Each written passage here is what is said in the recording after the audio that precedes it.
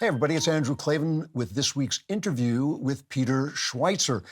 Recently, Real Clear Politics gave an award, a Samizdat Prize, to people who had fought against censorship to get information out. They gave it to Miranda Devine of the New York Post and Jay Bhattacharya, the Stanford epidemiologist who helped write the Great Barrington Declaration, and to Matt Taibbi, who exposed some of the Twitter files. And I was really happy RCP did this, but it was also kind of sad to think we're now living in a country where people have to resort to samizdat. That is the way that people got information out in the Soviet Union, means self-published, putting it around.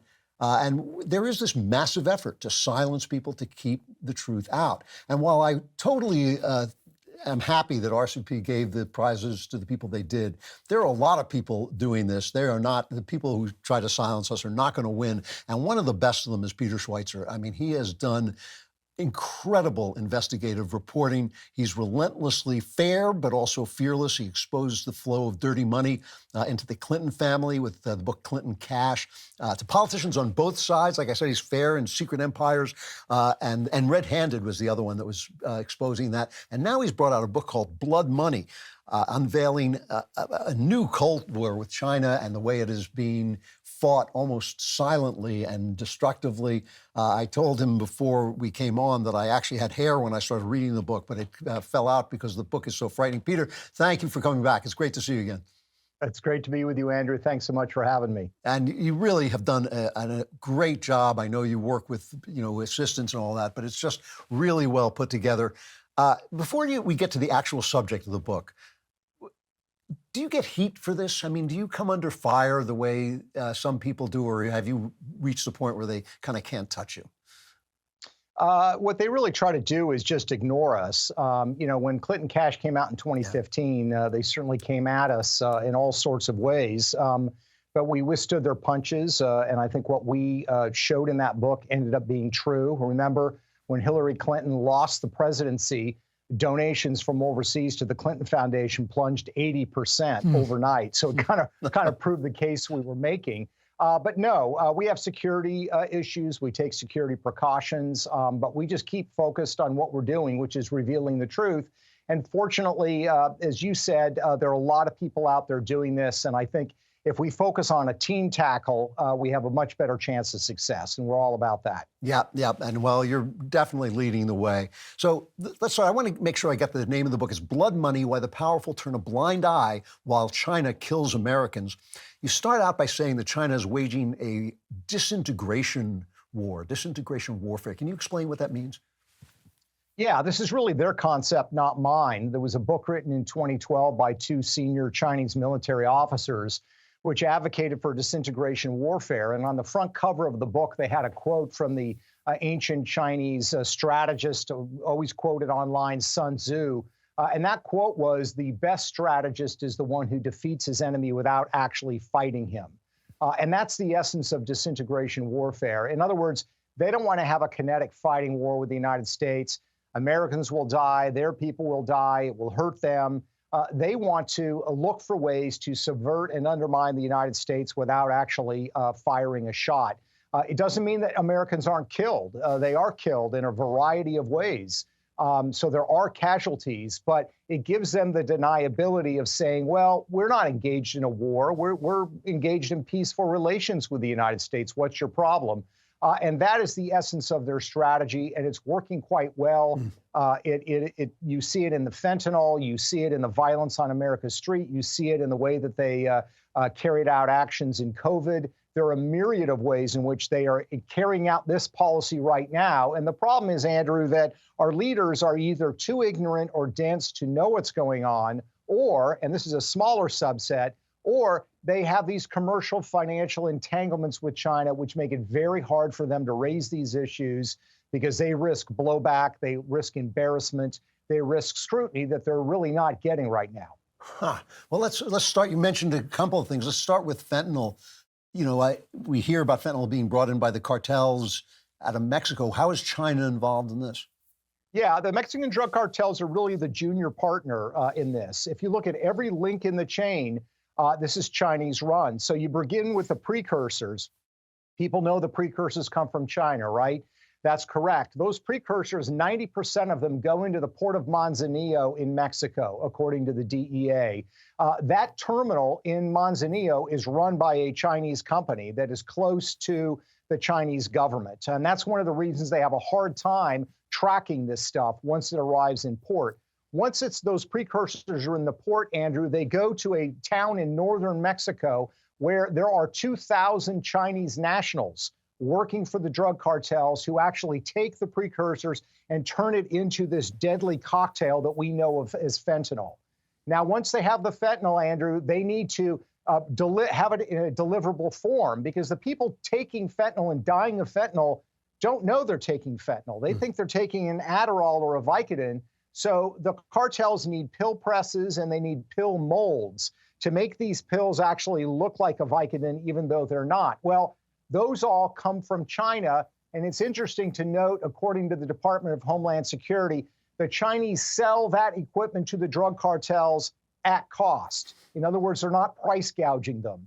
So now once they've created these pills, they need to distribute them in the United States. And if you're a drug cartel and you've got drug mules, you need secure communication. What do? You again turn to the Chinese. The drug cartels use Chinese apps. They use Chinese communication devices that are encrypted in China. Why? Because they know that the Chinese will not share those communications with U.S. law enforcement.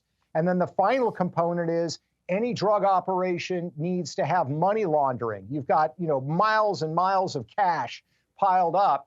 Well, it used to be in the days of heroin and cocaine that the drug cartels used Latin American banks. They now use Chinese state-owned banks, and they oftentimes, according to our government, use Chinese students in the United States on education visas to launder the money. So in every link of the chain, the drug cartels are the junior partners, the Chinese are the senior partners, and this is a perfect example of disintegration warfare.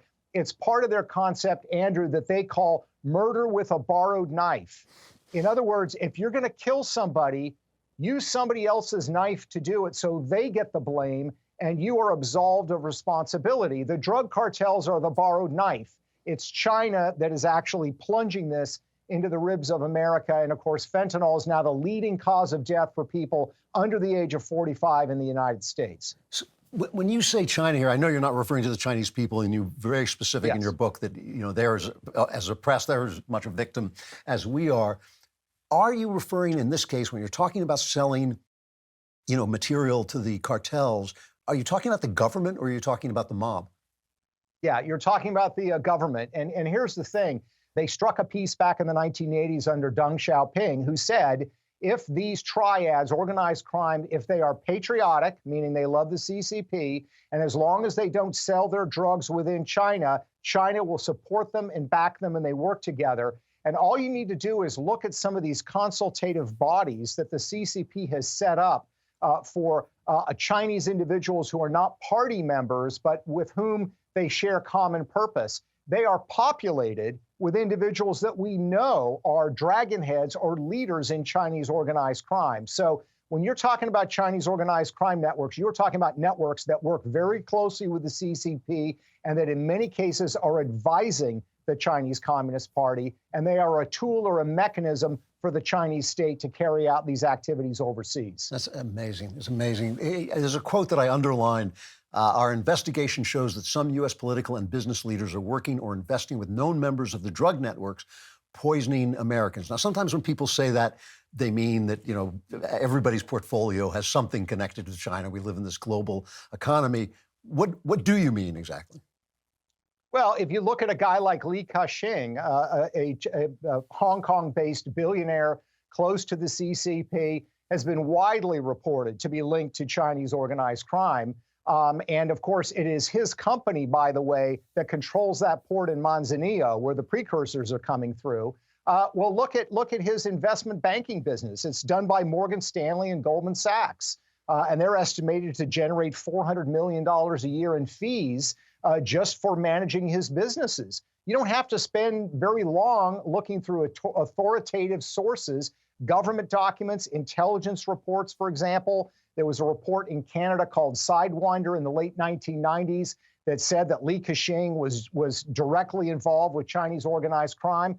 to know what he's doing. And yet these investment banks continue to work with him. Why? Because it's profitable. Wow. I don't want to push you in any way. I want to be clear with this. I don't want to push you in any way towards conspiratorial thinking. But because I have you here and you have so much information, I want to ask for my own curiosity. I'm listening to the testimony in Congress about the Biden family's dealings with Chinese energy companies who are pumping money into their influence peddling business. And then I see that I read in your book and other places as well that the cartels are bringing in these drugs and, as you say, laundering money with the triads, who are also taking over our marijuana businesses as well. Does that make you sit and think that the open borders are connected to this in some way, or is that just being paranoid? No, I think it's absolutely a question worth asking. It's always difficult to know the motivation, right? But behind why is Joe Biden carrying out these policies? But what you can do is look at the entanglements and who benefits from these actions. And here's the thing about Joe Biden and his family receiving this money from China. There is a clear reason why Joe Biden does not want to deal with China's involvement in the fentanyl crisis. And I think there's also a clear reason he wants to steer clear of a conversation about fentanyl poisoning Americans. And that is because there is quite literally 1 degree of separation between the Biden family and the fentanyl networks in Mexico. Now, I'm not suggesting, Andrew, that they're involved in the trade, but let's be clear. In 2017, the Bidens received a $5 million interest-free forgivable loan from a Chinese businessman. Everybody acknowledges this. The bank records confirm this. They never repay the loan. So $5 million gift from a Chinese businessman. Who is that Chinese businessman? He was business partners with a Chinese gangster named White Wolf, who's the head of a criminal gang called UBG. And UBG is literally the Chinese organized crime network that set up the Sinaloa cartel and the fentanyl trade and made them the kings of fentanyl. So the question is, does Joe Biden really want to have a conversation about this subject? I don't think he does. And all you have to do is look at his policy over the last 3 years. He has said, I have talked to the Chinese about this. I've talked to Xi about it, but there will be no finger pointing. And his Secretary of State even suggested that these precursors may be arriving from China by accident. I mean, this is absurdity.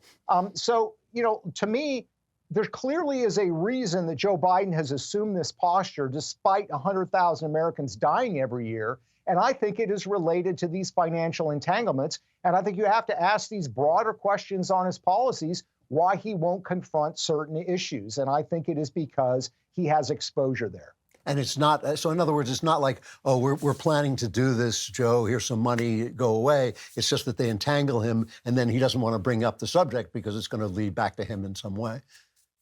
Yeah, exactly. Yeah. And another person that I would relate that to would be Gavin Newsom, the governor of California, who has adopted the same posture with regards to fentanyl. Even though California leads the nation in fentanyl deaths, their deaths have gone up since 2016, 1,400%. And yet, what does Gavin Newsom say? No finger pointing. We're not going to point fingers at the Chinese. Well, then you look back at Gavin Newsom's political rise, beginning when he was mayor of San Francisco, and you find that he has a series of just bizarre relationships, professional relationships, with figures that are high-ranking officials in Chinese organized crime. He had one guy that was on his transition team that was later found out to be involved in these networks and charged with drug running and a murder-for-hire plot. The man that he appointed in San Francisco as head of redevelopment for Chinatown ended up being the head of a Chinese organized crime syndicate. He became friends with a guy, I don't know why you'd get friends with a guy named Shrimp Boy, but this is a guy who was a dragon head, Gavin Newsom even steered nonprofit dollars from taxpayers in San Francisco to this guy's nonprofit until people in Chinatown said, what are you doing? And of course, that guy was later charged in a murder plot. And then you look at this program he set up called China SF, which was designed to bring Chinese investment dollars into the Bay Area. Gavin Newsom launched this in 2008. Of all the businessmen, Andrew, that he could have picked in China to partner with, he picks Vincent Lowe, who you can go and look at the press accounts. This guy was already known to be linked to Chinese organized crime. So again, I would ask Gavin Newsom, does he really want to stir this pot? I think that's one of the reasons. It's not just naivete. It's not that he's a CCP sympathizer. It's deeply embarrassing, and he does not want to have the political blowback that comes from having this very hard and important conversation.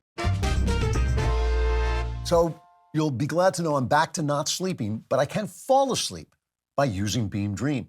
Beam Dream contains a powerful all-natural blend of reishi, L-theanine, apigenin, and melatonin to keep you fall asleep, stay asleep, and wake up refreshed. They always have the list of these complicated things, and I looked them all up before I agreed to do the advertisement. They do work. I've used it. It does work. It tastes good, and it lets you just glide into sleep. It's not your run-of-the-mill sleep. It's a concoction carefully crafted to help you slip into sleep without the grogginess that often accompanies other sleep remedies. Sleep is the foundation of our mental and physical health. That's why I'm such a wreck. You must have a consistent nighttime routine to function at your best. And today, my listeners get a special discount on Beam's Dream Powder, their best-selling hot cocoa for sleep with no added sugar. It's now available in genuinely delicious flavors like cinnamon cocoa, chocolate, peanut butter, and mint chip. Better sleep has never tasted better. Just mix Beam Dream into hot water or milk, stir or froth, and enjoy before bedtime. If you find yourself battling the bedtime blues, give it a shot. You'll be glad you did. If you want to try Beam's best-selling Dream Powder, take advantage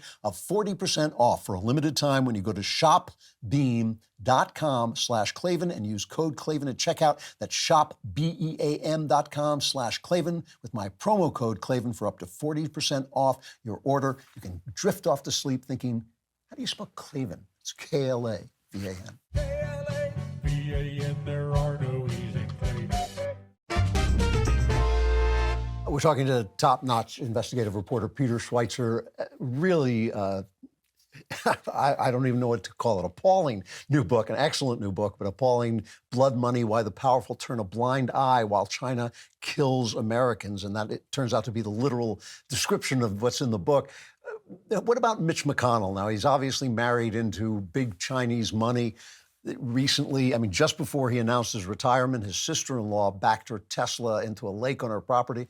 The police say it was a matter of her being drunk after a party. You know, again, I seriously don't want to push you into any kind of conspiracy theorizing, but how much is he involved in this? Well, in Mitch McConnell's case, there's also an entanglement. I think it also leads him to pull punches when it comes to China.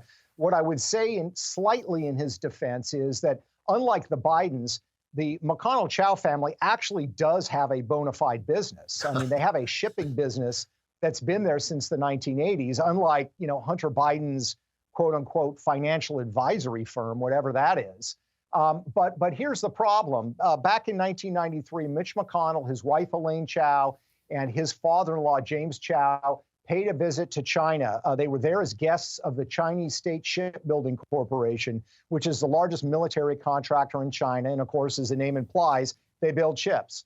And China was isolated. It was 4 years after Tiananmen Square. And basically, the Chinese struck a bargain with the McConnell-Chow family and said, look, we will build these large ships for you so you can ship goods across the Pacific. We will finance. We'll get our state banks to finance those construction projects for you. We'll provide crews to man those ships when you're shipping goods across the Pacific. And we'll get a lot of Chinese state-owned companies to hire you to ship their products to the United States and Latin America. And the McConnell-Chow family took that deal. And the family business has done very, very well. Here's the problem, Andrew. If Mitch McConnell were to do or say something as a United States senator that really angered Beijing, they could literally destroy the McConnell-Chow family business overnight. That's the kind of leverage. The Chinese call it elite capture. They want this sort of like, panda bear hug, that they can hug you and make you rich, but they can also squeeze you and kill you.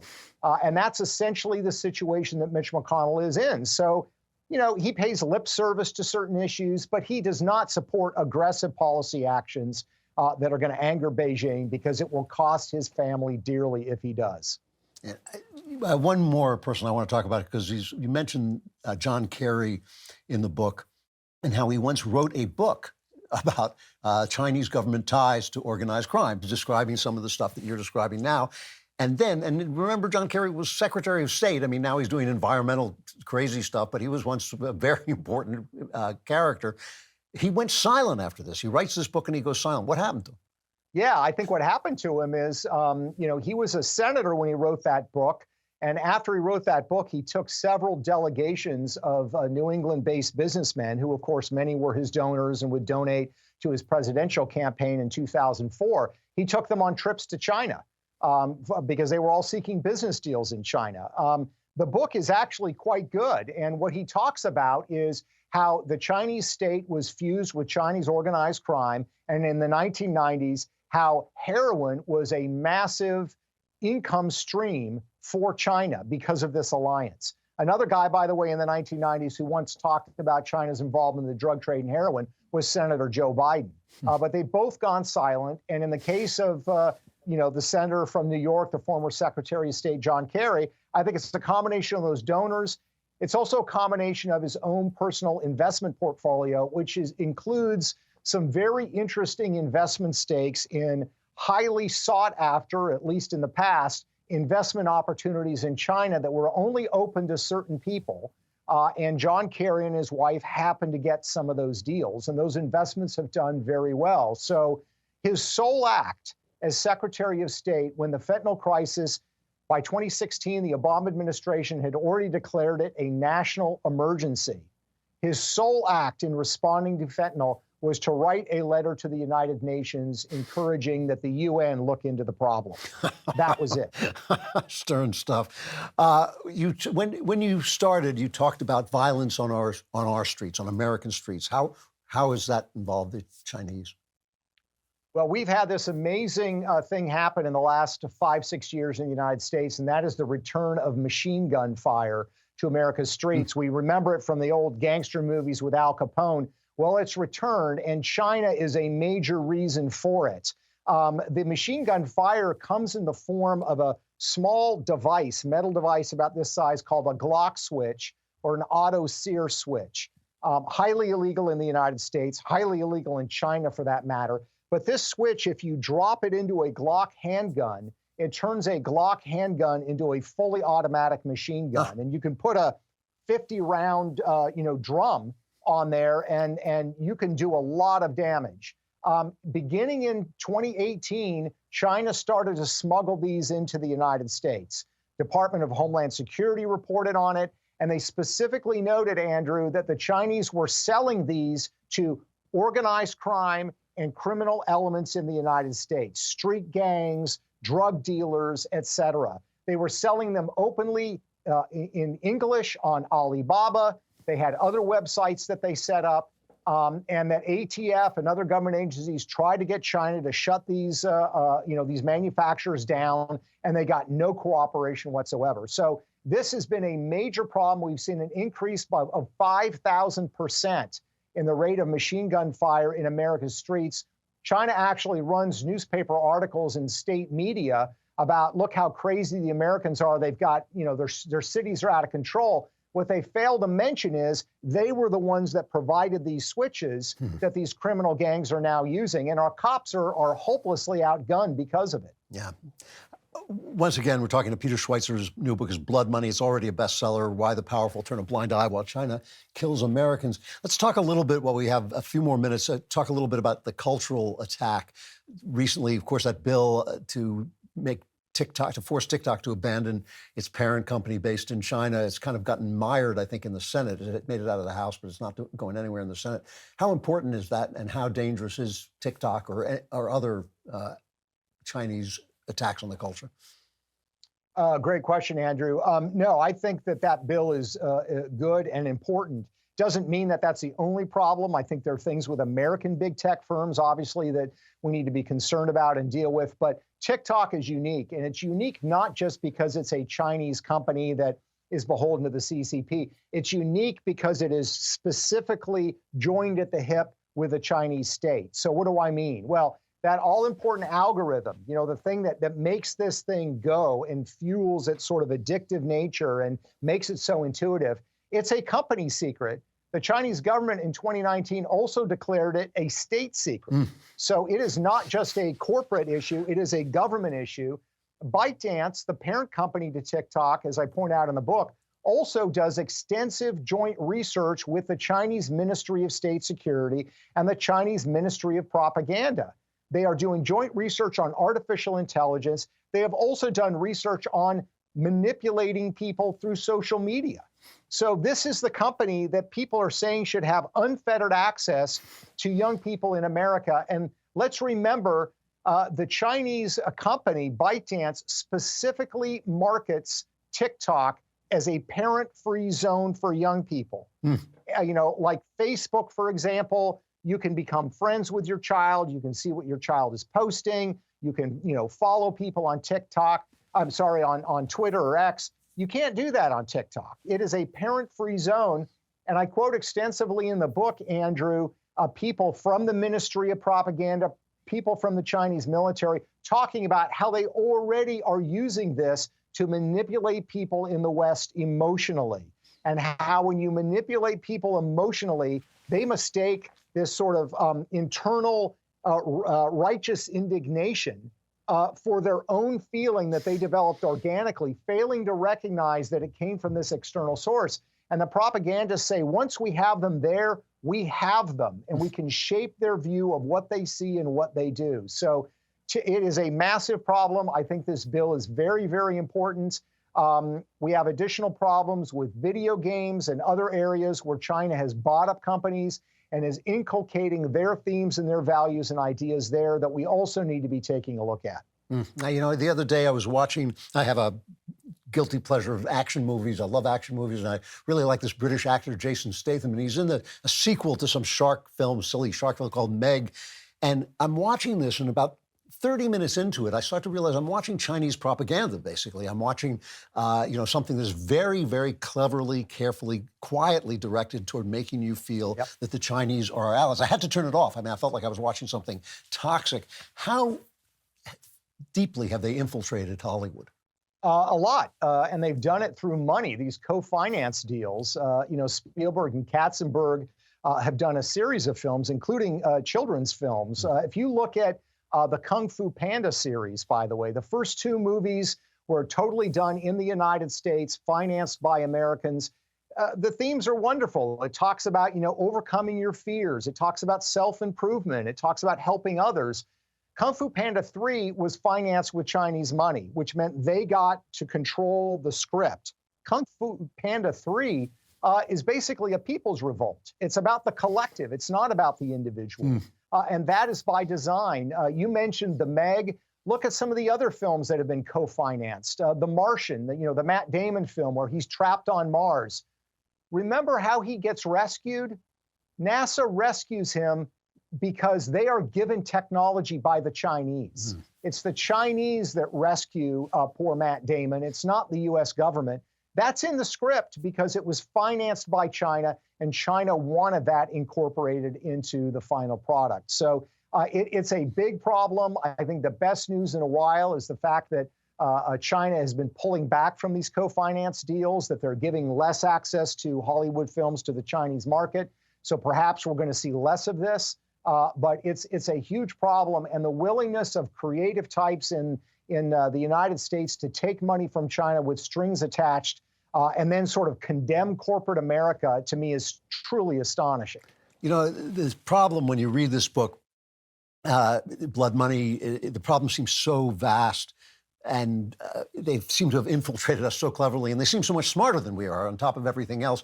Is there a path that you want to see the government take, and is there anyone you think would take that path? Yeah, great question. I think you have to begin by tackling this problem in a way that allows you to tackle the problem. And so what do I mean by that?